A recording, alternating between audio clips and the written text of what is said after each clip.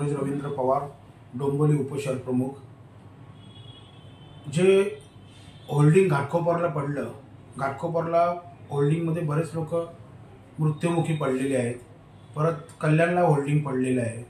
तर आता हे अनधिकृत होल्डिंग आणि अनधिकृतरित्या पास करून घेतलेले होल्डिंग जे कोणी वरिष्ठ लोक लावतात, जे मॅनेज करतात काही लोकांना आणि ते होल्डिंग लावण्यात येतात, ते आम्ही निवेदन पास करणार आहे याच्या मागे की जेणेकरून ते होल्डिंग कुठल्या जनतेच्या आणि घरांच्या आणि बिल्डिंगच्या आजूबाजूला न लावता कुठे दुसऱ्या शेताबितामध्ये लावलं तर तिथे हानी होणार नाही। हायवेला लावतात तर हानी होत नाही, पण जेणेकरून होल्डिंग आपल्या स्टेशनला बघा किती ठिकाणी होल्डिंग असतात, कुठल्या झोपडपट्टी असेल तिथे होल्डिंग असतात। ते होल्डिंग तिथे असल्यामुळे संभाव्य धोका तो टाळता येत नाही आणि एका होल्डिंगचं वजन मिनिमम 5 ते 10,000 टन असतं।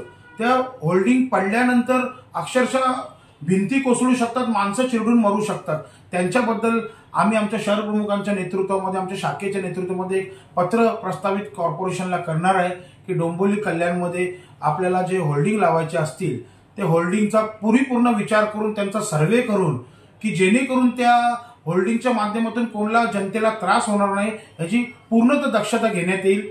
ही कळकळीची विनंती आमची त्या पत्राच्या माध्यमातून असेल।